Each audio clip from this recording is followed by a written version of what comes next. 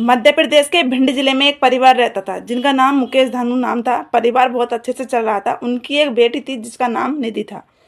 निधि की वो सन 2025 में शादी कर देते हैं। शादी जब करते हैं, लड़का बहुत बढ़िया अच्छा था, कारोबार था उसका। अब ये तस्वीर आप देख रहे हैं, ये शादी की तस्वीर है। शादी की बहुत अच्छे से घर बार चलना शुरू हो गया परिवार।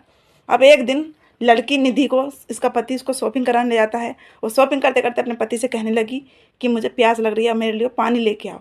जब पति उसका पानी लेने जाता है, इतनी देर में निधि वहाँ से गायब हो जाती है। जब वो निधि को चारों तरफ ढूंढता है, नहीं मिलती है, तो निधि के घर वालों को फ़ोन करता है उसका निधि का पति, और बोलता है कि आपकी बेटी यहाँ से गायब हो चुकी है और पता नहीं मुझे कहाँ चली गई है। मैं इतने पानी लेकर लौटा था, इतनी देर में वो यहाँ से गायब हो गई है। इतनी बात सुनकर उसका लड़की के जो पापा हैं मुनेश, वो पुलिस कंप्लेन कर देते हैं। पुलिस कंप्लेन करने के बाद में कुछ ही घंटों के बाद में पुलिस कंप्लेन करके वो घर वापस आते हैं और निधि थाने पहुंच जाती है। और थाने जाकर निधि बस एक ही बात कहती है कि मैं नाबालिग हूँ, मैं अभी बालिग हूँ, और मेरे पापा ने मुझे ज़बरदस्ती शादी किसी और से कर दी और मैं जिससे प्यार करती हूँ, मैं खुशी खुशी उसके साथ रहना चाहती हूँ। ये सब बोल के पुलिस उसके पापा को फ़ोन कर देती है मुनेश को, और मुनेश थाने पहुँच जाते हैं। वहाँ समझा के बेटी को घर ले आते हैं। बेटी हाँ में हाँ मिलाती है और घर वापस चली जाती है। 2-3 दिन समझाते हैं, वो हाँ में हाँ करती रहती है, पर मानती बिल्कुल नहीं है पापा क्या बोल रहे हैं। वो पड़ोस में रहते एक चाचा से बात करती थी, प्यार करती थी, जिससे वो शादी करना चाहती थी। इसी करते हुए उसके पापा ने उसकी शादी पे कुछ जल्दी कर दी थी निधि की।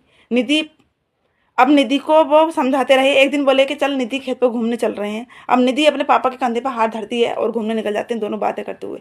उसके पापा ने उसको निधि को इतना समझाया, सब कुछ बोला कि इज्जत खराब होती है, रिश्तेदारों में बदनामी होती है, समाज क्या कहेगा, मैंने तेरे खातिर तेरे माँ से भी कितनी लड़ाई कर रखी है, तुझे तो पता ही है ना, और सबकी नज़रों में मैं बुरा हूँ क्योंकि मैं तेरे साइड में लड़ रहा हूँ, और सबने तेरे को मानने को बोला था, पहले मैंने तेरी शादी कर दी, और ये सोच के तू मेरी थोड़ी सी लाज रख ले और ससुराल वापसी चली जा। ये सब सुनकर निधि ने बिल्कुल मना कर दिया कि मैं ससुराल वापस नहीं जाऊँगी। जब निधि ने ये सब बोला तो इतनी सी बात सुन के उसने तमंचा साथ लेके गया था, मार के खेत में सरसों खेत में गिर आया और गिर के आके अपने घर से चैन से सोने लगा। सुबह को गाँव वाले हो ग्रामीण पहुँचते हैं, उन्होंने लाश देखी निधि की कि निधि यहाँ मरी हुई पड़ी है। उन्होंने पुलिस कंप्लेन लगाई, पुलिस मौके पर पहुँची। वहाँ से सारी उसके पापा को अरेस्ट किया गया, सारी वारदात पूछी गई तो उसके पापा ने साफ साफ कह दी कि हाँ ये मैंने मारी है। और क्यों मारी है उसने ये बता दिया कि मैंने इसको समझाने की बहुत कोशिश करी थी, जब ये नहीं समझी तो मैं और क्या करता, मैंने इसको मार दिया। इस वजह से सब कहते हैं कि जो भी फैसला लो सोच समझ के लेना चाहिए। जब पड़ोसी चाचा था रिश्ते में तो कैसे शादी कर देते माँ बाप, है ना। तो अगर जो यहाँ से थोड़ी सी समझ होती तो आज ये दिन देखने को नहीं मिलता। इतना प्यार करते थे वो निधि से, उसके पापा इतना प्यार करते थे, पर परियां परियां ही हो जाती हैं जो माँ बाप की जवान होने के बाद में बात मानने को और सुनने को तैयार नहीं रहती हैं।